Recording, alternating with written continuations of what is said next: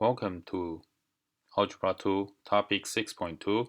We're going to pick up where we left off in March as the coronavirus make us not able to go back to school facilities. We will use the long distance learning models to finish and continue our lessons for Algebra 2. And hopefully if you have any questions or concerns, make sure you send me an email. I can always be reached at the email address of the school email address shung@stanwood.wetnet.edu. So if you have any questions or need any help, don't forget to send me an email. So let's get started with 6.2, Exponential Models, the essential questions. So make sure you put this down on your notes, follow our patterns before we left off the school. And I think the page for this one should be 73 if you follow along. Essential questions. How can we develop exponential models to represent and interpret situations? So keep this in mind as I remind you throughout the school year. Essential question is the one that you want to answer after you take these lessons. What are the vocabularies? So same thing to what we did in schools. Vocabularies will be compound interest formulas for this one. And then you are given a formula. A equals P times A1 plus R over N, and then the exponential part N times T. N times T. So I would like to emphasize here, this is N times T. Continuous compound formulas. So do you see the major difference between the two? The lengthy description, the lengthy math sentences here, 1 plus R over N, is being turned into just one symbol, E. And later you're going to find out E is another famous irrational numbers. I think I mentioned this when we were talking about numbers set at the beginning of the school years. I'm not sure how much you still remember, but back in September, I did mention E is another famous irrational numbers other than pi. So what is E? E is a number that you can just use the calculator, 2.718. As you hit on the calculators, you will see E 2.718. So we're going to use the calculator to help us with the number here. So what are these symbols represent in the formulas? What does A stands for? What does A stands for? So they both show in the equations, the formulas here. A is the ending amount, meaning that what you get out, the ending amount. So A is the final result. And what does P stands for? P is the principal. A lot of times if you go to bank, that's the terminology that they are going to give you. That's the initial amount you put it in. So make sure you're able to tell. P is the initial money you put it in. A is the money you get out. And T. So I would like to emphasize here, because most of the time as you go to the bank to do your bankings, the interest rate is given in years. So many times you will see that the annual interest rate, annual, notice that the words annual means years. So it is using the years. It's not in month, it's not in days, it's not in minute. So if you are going to think about the interest rate in other terms, you will have to make sure that you are using the unit of years. R is the rate, so how much the interest rate you are getting. So how much the bank is giving you the interest rate, or if you're getting a loan, how much they charge you for the loans, the rate. And normally we have to calculate in decimals. Most of the time you'll be given the number in percent. You will not be able to calculate if you don't translate that into decimals. And E, like I mentioned earlier, is a bottom on your calculator, 2.718. 2.718. So let's take a look at some examples here. For this particular lesson, we will have 3 examples. Number 1, Samira invests 5,000 in an account earning 4% annual interest rate. How much money will she have after 3 years if it is compounded? So depending on how much the interest rate you are given and how many times it's being compounded. So here I'm giving you 2 examples. Letter A is quarterly, letter B is monthly. Quarterly and monthly. You can see that I put this side by side, so it's very easy for you to compare. Okay, as I mentioned in our vocabularies, 5,000 is the initial. So think about you walk into the bank with $5,000. 5,000 is the initial. So that's 5,000 there. And 1 plus. So 1 is the part of the formula. So you will use the 1 plus. Okay. The interest rate, like I said, it's given to you as annual interest. Annual interest. So you have to think about years. So 4% in decimal is 0.04. 0.04. And then depending on how many times it's being compounded. So like I said, letter A is quarterly. How many quarters are there in a year? Well, quarter simply means 4. So I just divide it by 4. How many months are there in a year?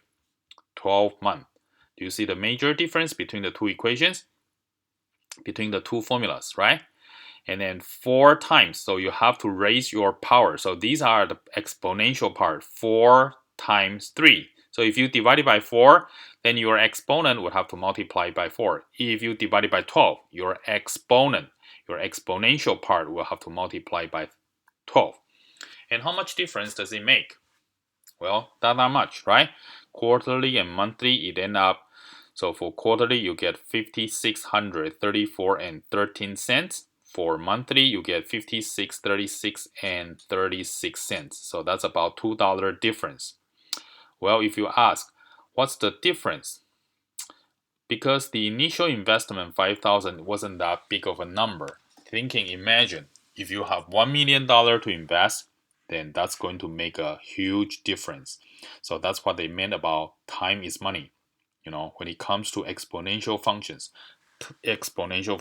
your money will grow really, really fast. So here, this example shows you a good idea of between how you compound your interest. A quarterly, so I'm just going to briefly go over it again. Quarterly, you divide it by 4, and don't forget to make your exponent 4 times. So the time here is 3 years. If it's monthly, you divide your annual interest rate by 12, and then make your exponential 12 times 3. Example number 2. Regina invests 12,000 in an account earning 3.2% interest compounded continuously. How much will she have after 12 years? So what's the key word here? Do you notice? Compounded continuously. Compounded continuously. So do you remember I said when it comes to continuously, you're going to use the irrational number e. Irrational number e. And again, you can just use your calculator. So what you do here is the initial investment, you have $12,000. So that's your P. E. So you're turning the natural number 2.718. And don't forget, according to the PEMDAS rule, exponentials. So what are the exponential part?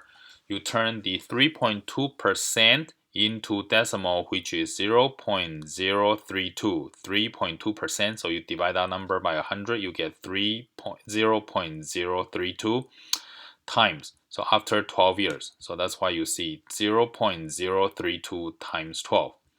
And this is what you get.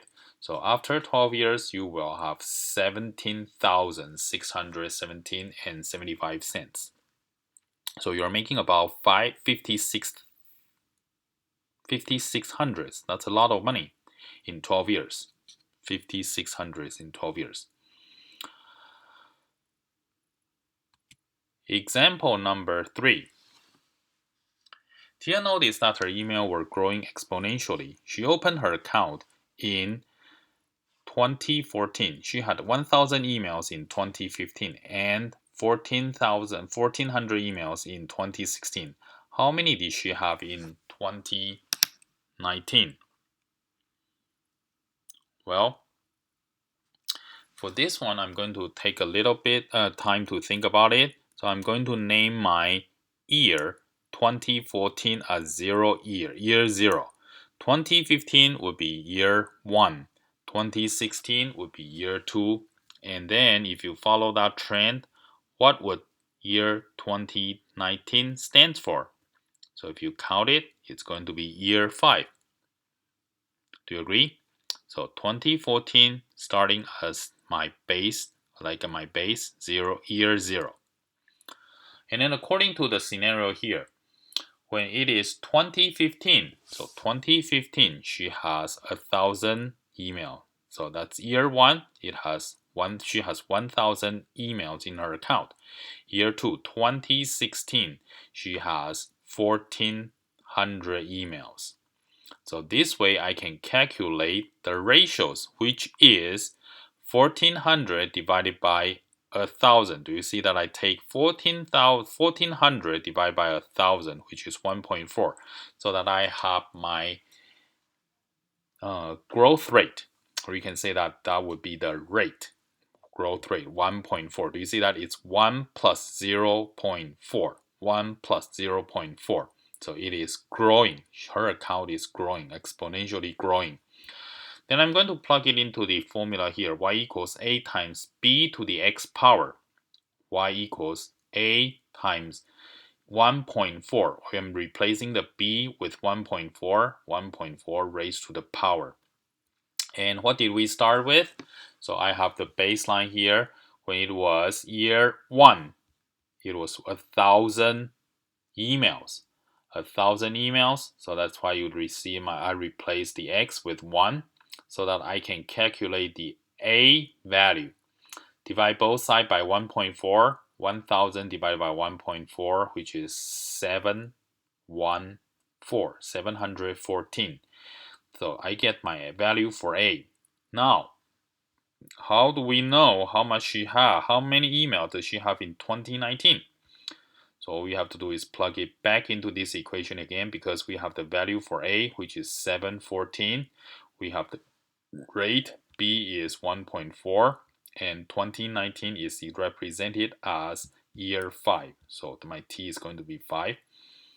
Use your calculator, you will find she would have about 3,840 emails. So, if you have any questions regarding the lessons, examples for these videos, make sure you pause and then rewind, rewatch as much as you need to help you understand the idea of exponential functions. When it comes to exponential functions, we always refer to the scenarios that in real life with the interest rate, mortgage, loans, or biological growth, which can be applied to the coronavirus. If you are interested, you can study whether that this model can apply to our cases here. Don't forget to practice the homework assignment, and if you have any questions, send me an email. I'll try to get back to you as soon as I can.